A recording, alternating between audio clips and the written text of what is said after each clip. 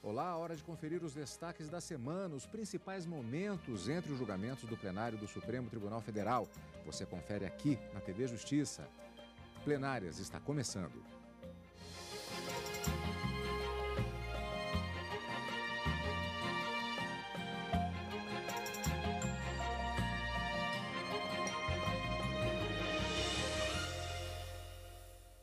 E hoje com a sessão do dia 18 de junho de 2014. Gisele, nós temos uma característica nessa semana, tivemos o feriado de Corpus Christi na quinta-feira e, portanto, uma sessão única está sendo característica, inclusive, deste mês no plenário do Supremo Tribunal Federal, e um tema que foi o grande destaque da semana, de certa maneira, talvez o destaque do ano, um dos destaques do ano, porque se trata de matéria eleitoral importante, exatamente por ser um ano eleitoral. Do que se trata este processo, ou melhor, este julgamento conjunto, vários processos que desde a semana passada estavam em debate pelos ministros do Supremo. Como você bem pontuou, Cadu, ao todo foram 7 processos que foram analisados pelos ministros do Supremo Tribunal Federal e a análise se iniciou, inclusive, na semana passada. Nós temos aí 6 ações diretas de inconstitucionalidade e uma ação declaratória de constitucionalidade. Todas elas tratavam de um mesmo tema, que estavam em discussão a constitucionalidade de uma lei complementar, a número 78, que é de 1993, e uma resolução do TSE de 2013. Então, ao todo, o plenário se debruçou sobre a análise desses 7 processos e eles foram julgados todos no mérito definitivamente. Faltando ainda a finalização de um determinado ponto, o que nós vamos ver ainda na edição de hoje do nosso programa Plenárias. Então, como já disse a Gisele, nós vamos agora, como sempre, fatiar os temas em debate no plenário do Supremo Tribunal Federal. No caso aqui, como já vimos, portanto, é centrado em um tema específico que é matéria eleitoral, em destaque, portanto, no Supremo esta semana. Os ministros do STF, eles retomaram o julgamento de 6 ações diretas de inconstitucionalidade e uma ação declaratória de constitucionalidade. Por meio desse julgamento conjunto, foram questionadas uma lei complementar de 1993, uma resolução do Tribunal Superior Eleitoral, TSE, publicada no ano passado, e um decreto legislativo. Entre outras medidas, esta legislação determinava o número de deputados federais e integrantes das assembleias e câmaras legislativas para as eleições deste ano. Estas iniciativas reduziram as bancadas de 13 estados na Câmara dos Deputados. Vamos ver na reportagem. As ações começaram a ser julgadas na sessão da semana passada. Elas questionam a Lei Complementar 78 de 1993 e uma resolução do Tribunal Superior Eleitoral. O TSE, com base na norma, atualizou o número de cadeiras na Câmara dos Deputados. Com a nova formação, já válida para as eleições desse ano, 13 estados vão passar a ter menos representantes na Câmara Federal.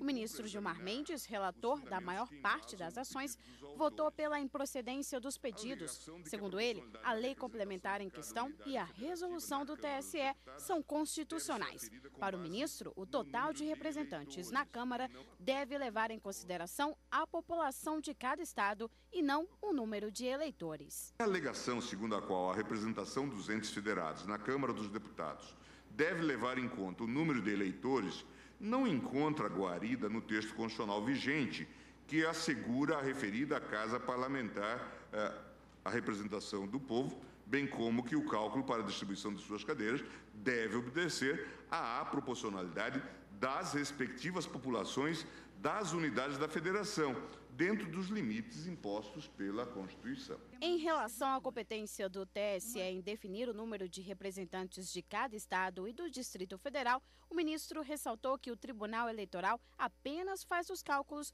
conforme estatísticas do IBGE. O TSE apenas realiza os cálculos com base nos parâmetros previamente fixados pela Constituição e pela lei complementar. O relator também votou para declarar imediatamente inconstitucional o decreto legislativo 424, que tornou nulo os efeitos da resolução do TSE. Esse ponto foi analisado em uma ação declaratória de constitucionalidade da mesa do Senado Federal.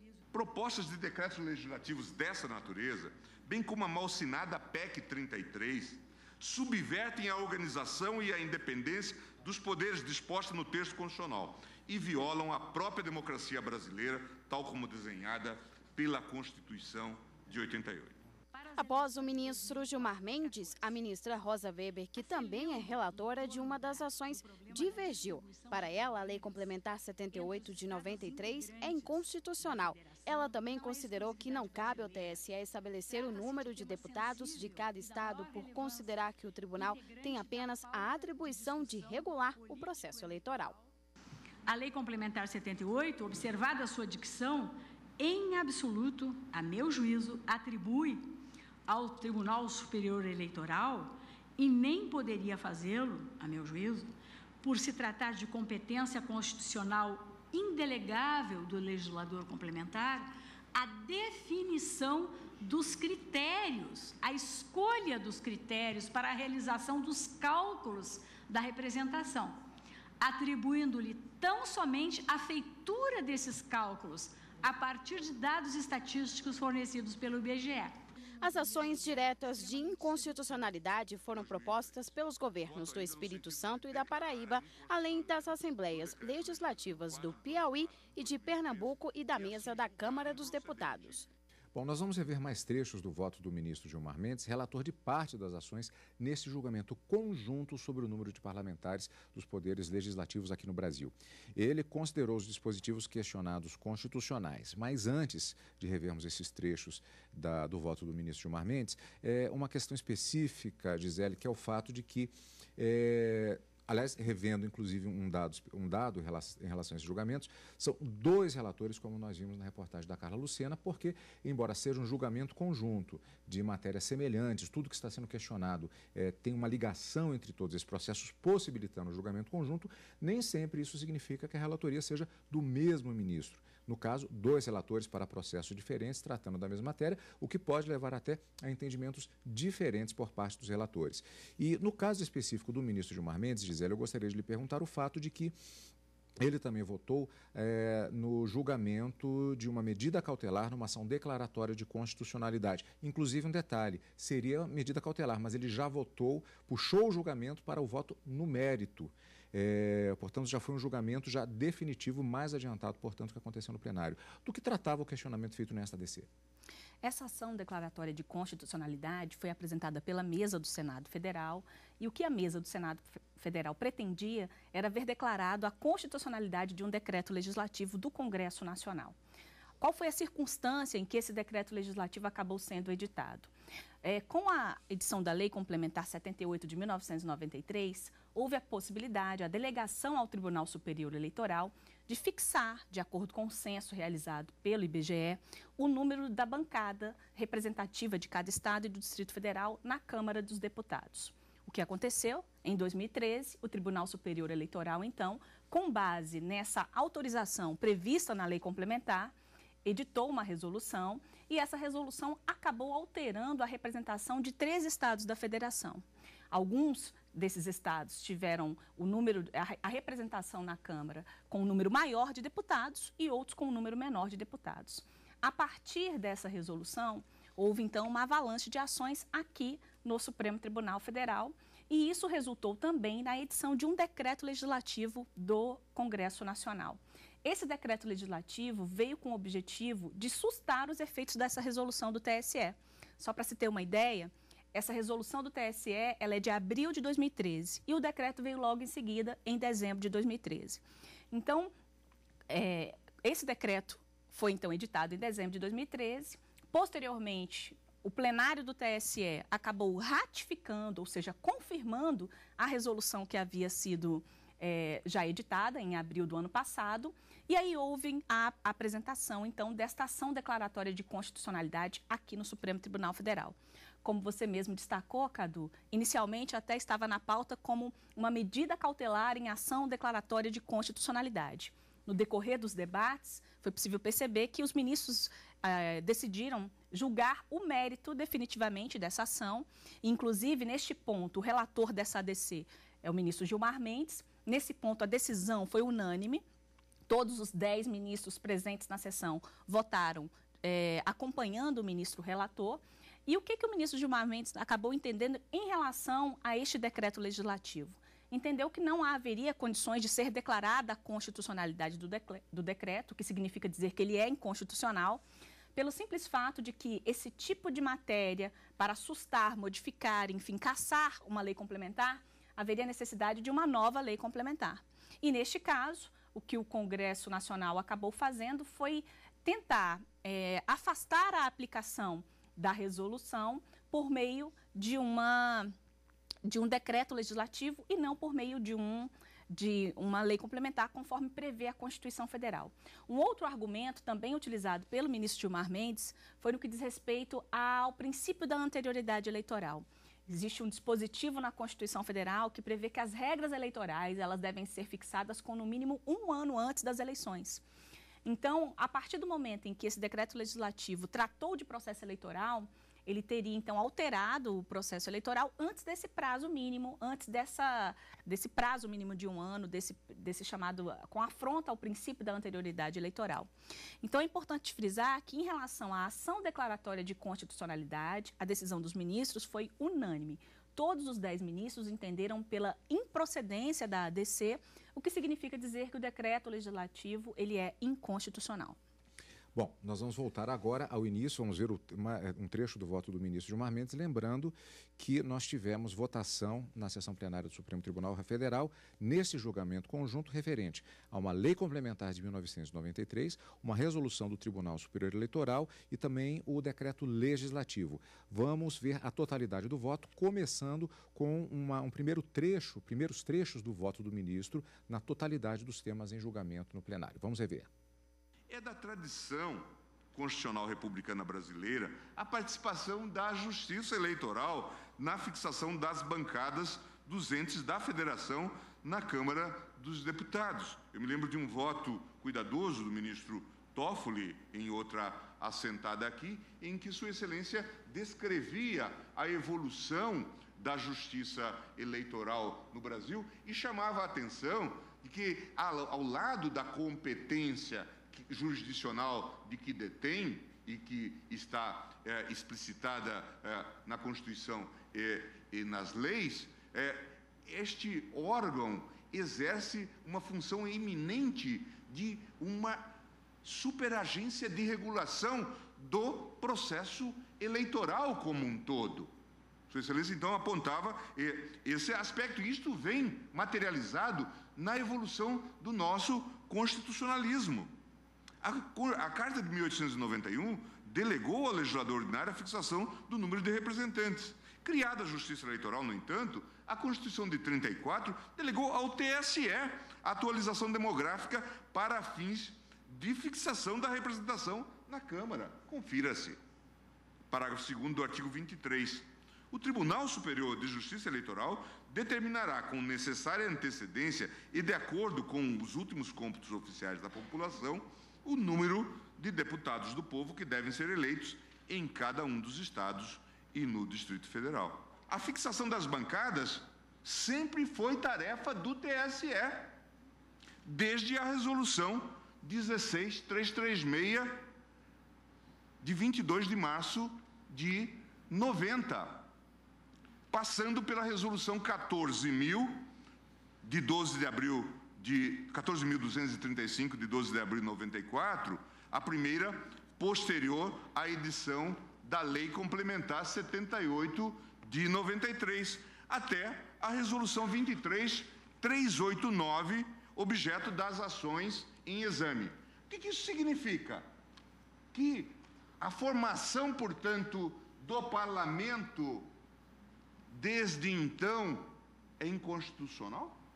Pois é, já no voto sobre a ADC 33, Ação Declaratória de Constitucionalidade, que pedia a constitucionalidade do Decreto Legislativo 424, o ministro se pronunciou pela improcedência da ADC e, portanto, pela inconstitucionalidade do decreto.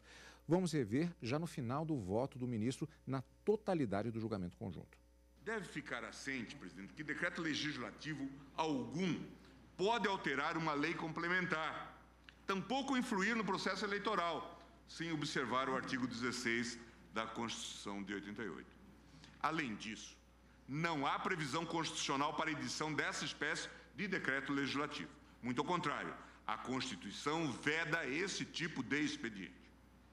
Dessa forma, por fazer parte do mesmo complexo normativo examinado, havendo evidente relação lógica entre a lei complementar e a resolução do TSE e o decreto legislativo em análise, bem como tendo em vista que foi apresentada em mesa a medida cautelar na ADC 33 para julgamento conjunto nesta tarde e ainda, ante a possibilidade de se tomar de empréstimo a instrução das ADINs em exame para o processamento da presente ADC, peço licença ao colegiado para, desde já, votar no sentido de declarar a inconstitucionalidade do decreto legislativo 424 de 2013 e, assim, julgar improcedente a ADC 33.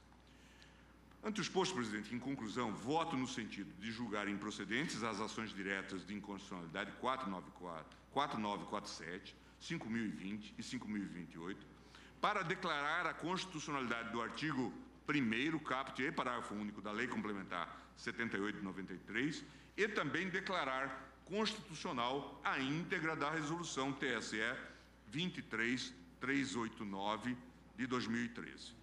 Voto ainda no sentido de declarar a inconstitucionalidade do Decreto Legislativo 424 de 2013 e, assim, julgar improcedente a ação declaratória de constitucionalidade 33.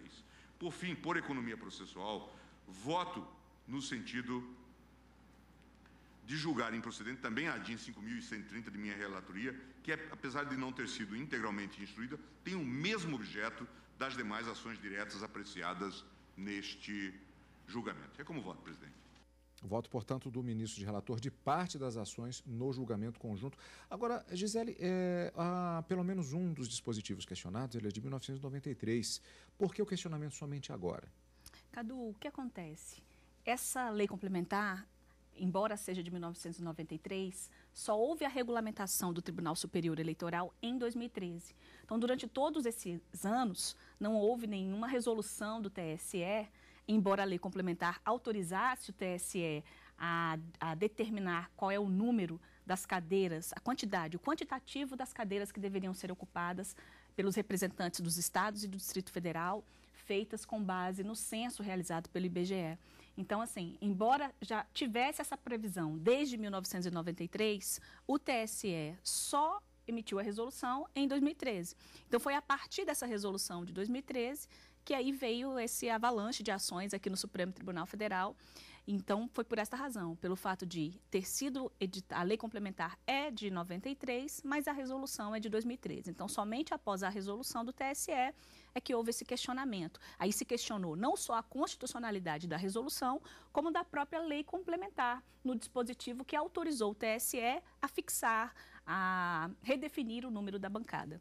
Agora, nós, como vimos, se trata de um julgamento conjunto, diversas ações, acompanhamos trechos dos votos do ministro Gilmar Mendes e nem sempre as ações estão a cargo do mesmo relator. A ministra Rosa Weber, que já apresentara na semana passada, assim como o ministro Gilmar Mendes, o relatório nas ações diretas de inconstitucionalidade, das quais detinha a relatoria, respectivamente a DI 4963 e a DI 4965, adiantou o voto nas demais ações que tinha em matéria comum com o ministro Gilmar Mendes. Ela julgou inconstitucional a norma do Tribunal Superior Eleitoral sobre o número de parlamentares. E, ao final, ela ainda falará sobre uma proposta de modulação, tema que abordaremos em seguida. Mas, primeiramente, vamos ao voto da ministra Rosa Weber, relatora de parte do julgamento conjunto que teve continuidade nesta quarta-feira, dia 18 de junho de 2014, no plenário do Supremo Tribunal Federal. Compreendo, porém, nesse enfoque e com essa leitura que faço do texto constitucional, que não havia espaço para o TSE produzir esta verdadeira, com todo respeito, inovação.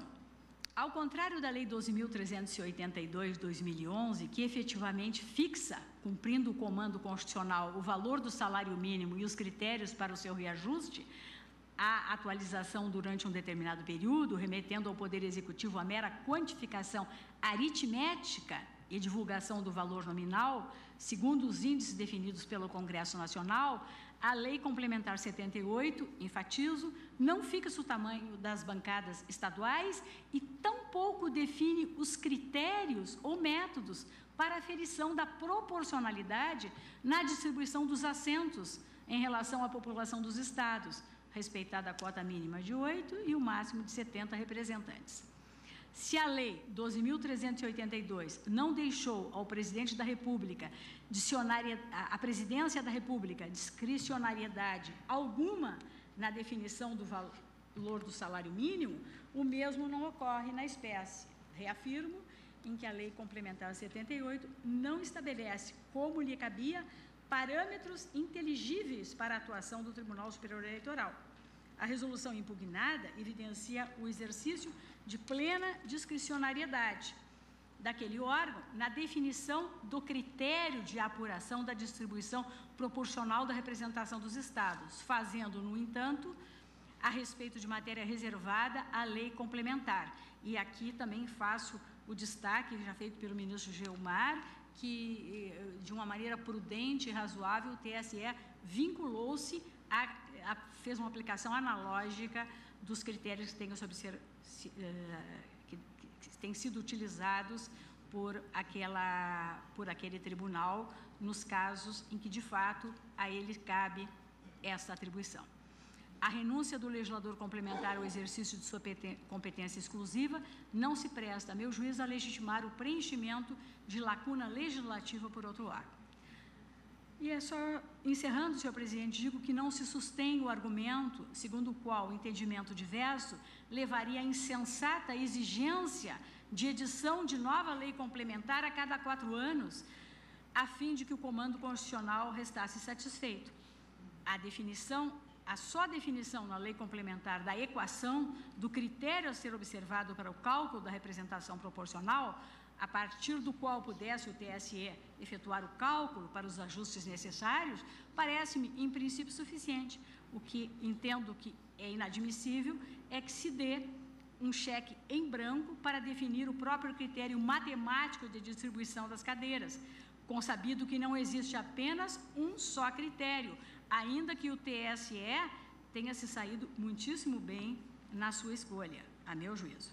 Longe de proporcionar segurança jurídica ao processo eleitoral, tal situação gera mera ilusão de segurança, na minha visão, uma vez que, se o TSE pode fixar livremente a forma de cálculo em uma eleição, também livremente poderá alterá-la em outra. Não parece ser esse o comando do legislador constituinte originário. Ante o exposto, senhor presidente, conheço da presente ação direta e a julgo procedente para declarar a inconstitucionalidade da resolução 23.389 do TSE por violação do postulado da reserva de lei complementar ao introduzir inovação de caráter primário na ordem jurídica em usurpação da competência legislativa complementar. E, senhor presidente, eu proponho uma modulação, mas não seria o caso, né, porque acho... Vamos aguardar. Vamos aguardar.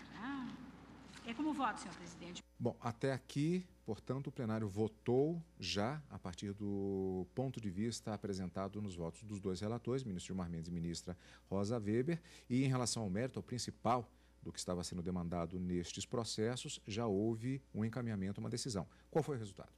Cadu, houve uma divergência do plenário em relação ao julgamento dessas ações. O ministro Gilmar Mendes, como foi o primeiro relator a votar, ele votou pela improcedência da ação direta de inconstitucionalidade, por entender que não havia nenhuma inconstitucionalidade na resolução do TSE. Ele foi acompanhado pelo ministro Dias Toffoli e pelo ministro Luiz Roberto Barroso. Mas esse não foi o posicionamento que acabou prevalecendo na Suprema Corte. Em relação ao julgamento das ações diretas de inconstitucionalidade, a ministra Rosa Weber, que foi a segunda relatora a votar, ela apresentou um posicionamento divergente do ministro Gilmar Mendes, formando, então, os outros ministros acabaram acompanhando a ministra Rosa Weber, daí formou-se a maioria de 7 ministros contra 3 ministros. O resultado final em relação às ações diretas de inconstitucionalidade foi pela procedência dessas ações, de tal forma que foram declarados inconstitucionais não só o dispositivo da Lei Complementar 78 de 1993, como também a resolução do TSE de 2013.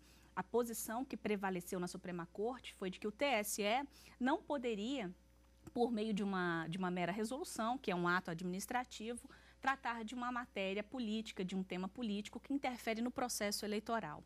Para a ministra Rosa Weber, que foi inclusive seguida pelos demais 7 ministros, esse tipo de tema de acordo com a Constituição, deveria ser tratado por uma lei complementar. Então, a própria Constituição Federal, ela estabelece sobre o número máximo de representantes na Câmara dos Deputados, que é de 513 deputados, número mínimo e máximo das bancadas por cada estado, que é no mínimo 8 e no máximo 70, e delegou, e na própria Constituição Federal estabelece que é uma lei complementar que deve definir especificamente, levando-se em consideração critérios de proporcionalidade em relação à população, quais são os deputados, o número de deputados que devem representar os estados e o Distrito Federal. Então, foi com base nesse dispositivo constitucional que os ministros, a posição que prevaleceu, entendeu que o que estava sendo questionado, de fato, é inconstitucional. Agora, o julgamento ele não acabou ainda. Aquela proposta de modulação que não foi apresentada naquele momento do voto, durante a sessão, depois dos votos dos ministros, ela foi apresentada novamente. Isso volta posteriormente para a deliberação pelo plenário. Volta, sim. Existe uma previsão na lei que trata do julgamento e processamento das ações diretas de inconstitucionalidade, que por razões de segurança jurídica ou de excepcional interesse público, os ministros podem regular, dizer a partir de que momento aquela decisão poderá surtir efeitos. Isso é o que se chama de modulação dos efeitos. Como regra geral, numa ação declaratória de inconstitucionalidade, aquela norma ela é declarada inconstitucional desde a data em que ela nasceu. Mas os ministros podem dizer que, olha, nós declaramos inconstitucional, mas essa nossa decisão vai valer a partir de um determinado ponto. Para que isso aconteça, são necessários, no mínimo, 8 ministros votando nesse sentido. É o que se chama de voto da maioria qualificada. A própria lei estabelece que, no mínimo, 2/3 dos ministros, para que essa modulação seja aceita, deverão votar nesse sentido.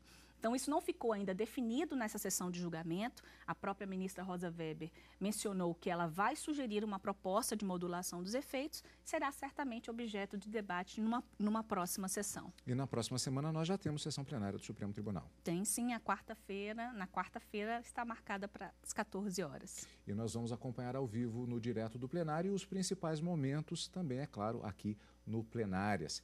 E a gente se despede por aqui. Obrigado pela sua companhia, como sempre, e continue conosco na TV Justiça.